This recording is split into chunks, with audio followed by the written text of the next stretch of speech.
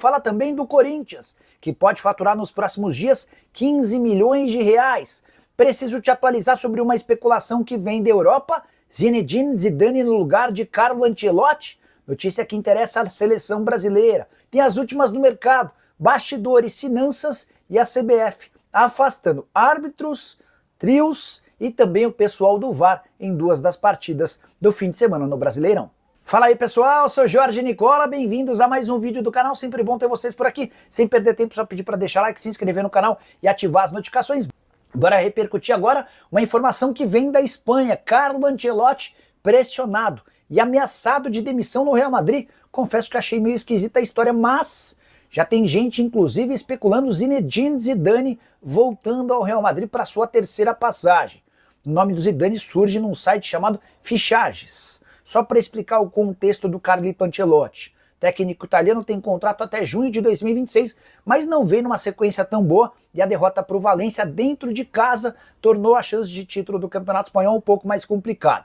Segundo a apuração dos amigos espanhóis, há necessidade no Real Madrid de eliminar o Arsenal na Champions para que o Ancelotti continue surfando nessa onda e chegue pelo menos até o Super Mundial.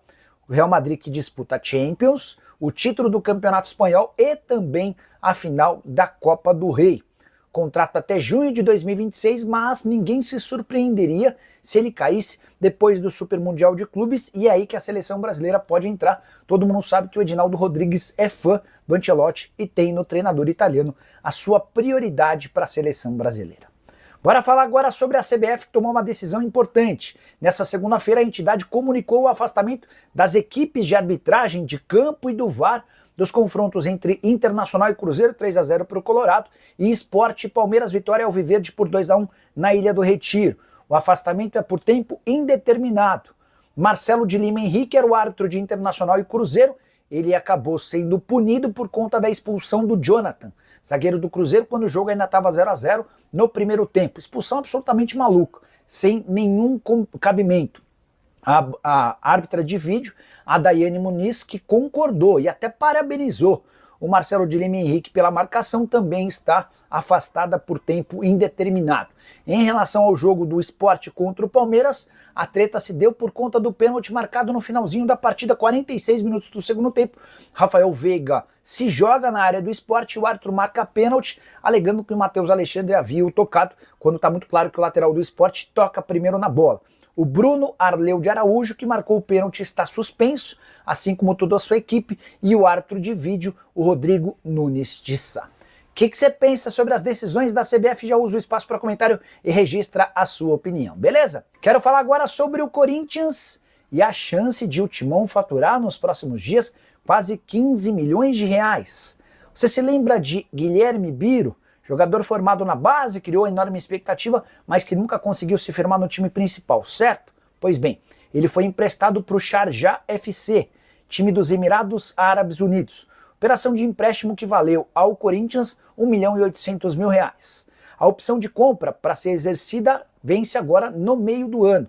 E existe uma chance grande de o Sharjah exercer o direito de compra, que está estimado em 2,5 milhões de dólares ou 14.800.000 reais, dinheiro que vai cair do céu para o Corinthians, que passa por enormes dificuldades financeiras.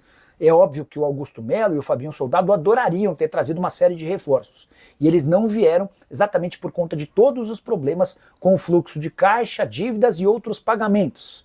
Diante desse cenário, com a possibilidade de entrada de quase 15 milhões por um atleta que já nem faz mais parte do elenco, posso assegurar que o Augusto Melo reza e faz preces todos os dias para que esse negócio seja concretizado. Números do Biro vestindo a camisa do Sharjah. 23 partidas, 4 gols e mais 2 assistências tem deixado boa impressão por lá. Ah, só mais uma observação. Esses 14.800.000 acertados entre os clubes, pelo menos de forma durante o empréstimo, houve essa opção de compra, esse valor equivale a 50% dos direitos econômicos. O Corinthians ainda continuaria com uma fatia de olho numa venda futura. E você faria o negócio pelo Biro? Considera os números interessantes? Já usa o espaço para comentário para registrar sua opinião. Só não esquece de deixar like, de se inscrever no canal. Bloqueia meu contato. Diego, não sei do que você está falando. Você está falando do quê?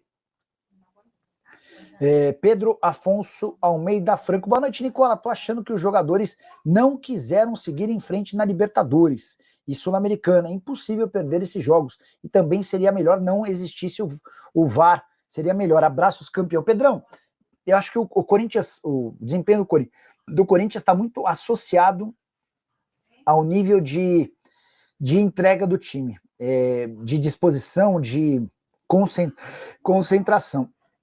E eu tenho sentido o Corinthians, especialmente nas competições internacionais, meio displicente e tal. E aí pesa outra coisa, essa nem é uma impressão minha, mas de uma pessoa que trabalha lá no Corinthians. Ela acha que, especialmente nos jogos contra argentinos, que são times mais organizados, o Corinthians vai sofrer muito. Porque o Corinthians não é um time bem treinado, não é um time organizado taticamente. E quando se depara com times como o Huracan, bem organizadinhos, bem arrumadinhos, ele vai acabar sofrendo. Boa noite, Nicola. O Corinthians tem algum interesse em um atacante argentino, de preferência que atue no River Plate? Fernanda, há muita, mas muita dificuldade financeira no Corinthians. Muita, muita, muita. Você não tem ideia do quanto os caras têm sofrido lá para manter as contas em ordem. E as contas só estão em ordem com o elenco, tá? O restante está todo atrasado, comissão para empresários, para outros clubes, enfim. Diante desse cenário, imaginar investimento em contratação de atletas com aquisição de direitos econômicos está completamente descartado, tá? O Corinthians tem até sexta-feira para registrar para contratar jogadores, e os dois nomes que vinham sendo especulados, do Fabinho do América e do Patrick do Novo Horizontino, já estão descartados. Nenhum dos dois acabou tendo a aprovação final, tá? Só mais uma curiosidade sobre o Corinthians: os membros de torcidas organizadas haviam se mobilizado para que nessa segunda-feira, através das redes sociais, o Corinthians fosse capaz de arrecadar e alcançar 40 milhões de reais em doações lá para o financiamento do estádio, né? Eram 39 milhões e 600 mil pela manhã. Fui checar agora, acabei de ver, 19h39 a última atualização. Engraçado que já são 19h38 e já tem como última atualização 19h37. Mas tudo não, última atualização 19h37, beleza. A última atualização está indicando 39 milhões 660 mil.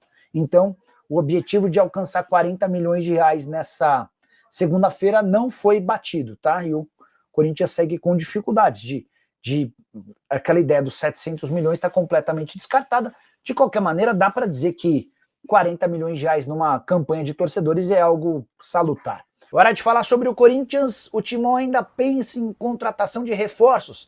Vale a lembrança de que a janela de inscrições para atletas que disputaram o estadual termina nessa sexta-feira. Quem não contratar agora vai precisar esperar até o mês de junho. E dá para contar que o Corinthians não tem nenhum planejamento de anunciar reforços nessa semana. O atacante Fabinho do América, que foi bastante especulado, nunca esteve de fato nos planos do Timão. Existiu um oferecimento do atleta, o Corinthians acabou não levando essa história adiante. Em relação ao zagueiro Patrick do Novo Horizontino, também foi oferecido, causou boa impressão, mas depois de uma segunda avaliação, o Corinthians decidiu por não levar a história adiante. Cheguei a conversar com o empresário do Patrick, que me afirmou que se a negociação acontecer, ela vai ficar para metade do ano. O Corinthians passa por enormes dificuldades financeiras, fluxo de caixa apertado, dívidas com clubes, com jogadores, com empresários, e por conta disso, o presidente Augusto Melo decidiu recuar e abriu mão de reforços. É por isso que o Corinthians não foi ao mercado, nem na primeira janela, em janeiro, nem na segunda.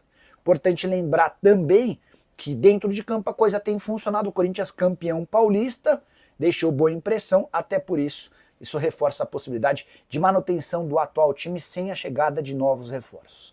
Só para completar o noticiário alvinegro, a torcida está se mobilizando para que nessa segunda-feira o clube chegue a 40 milhões de receita com aquela vaquinha virtual para o pagamento das dívidas do estádio. Eram 39 milhões e 600 mil, a campanha entre torcedores permite que se imagine que sejam alcançados 40 milhões de reais nas próximas horas. Por conta dessa vaquinha, o Corinthians já conseguiu pagar 75 boletos referentes ao financiamento do estádio. Só para completar, o Corinthians já está em território colombiano para o confronto contra o América de Cali, na Sul-Americana, nessa terça-feira. Igor Coronado, Memphis Depay, Hugo Souza, Rodrigo Garro, Gustavo Henrique e Angeleri são desfalques certos. Por aqui perguntando sobre novidades do Timão. Em relação a reforços do Corinthians, a chance de chegar alguém nessa última semana da janela de inscrições é muito pequena, tá?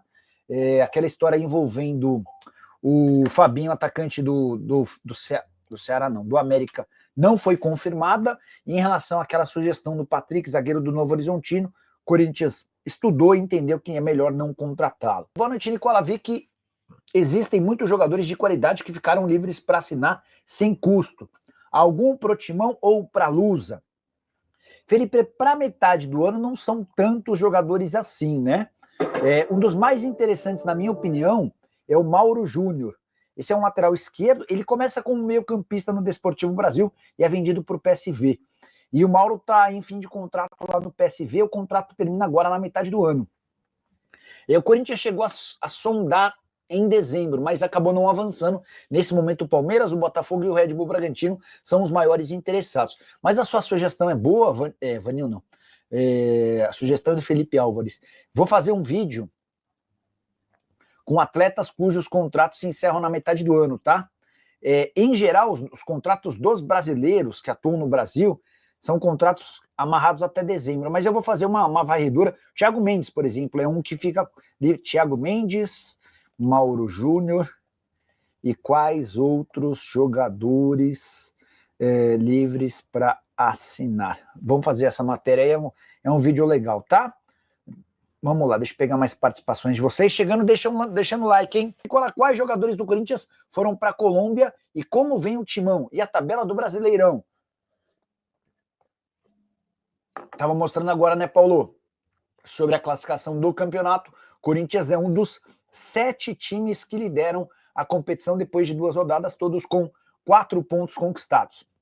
Corinthians que havia empatado na estreia e fez 3-0 no Vasco. Timão que volta a campo agora para enfrentar o América de Cali. Jogo chatinho, tá? O América de Cali se mostrou bom adversário.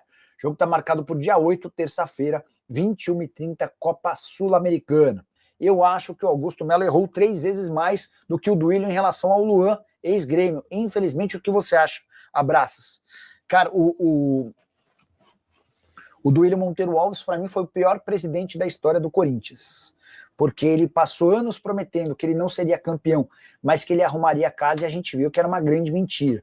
Então ele não ajudou em nada em relação às finanças do clube, talvez só tenha piorado, talvez não, só piorou, e esportivamente falando foi um fracasso. Na primeira temporada o Augusto foi mal, embora a janela de contratações do ano passado tenha sido bem boa, e já pintou um título no primeiro semestre do segundo ano de mandato. Mas o Augusto tomou decisões que podem cobrar um preço bem alto. Para falar o português claro, as investigações relacionadas à Vaidbet estão em fase final. Agora, no dia 16, ele será ouvido pela polícia e ele vai na condição de investigado e não de testemunha.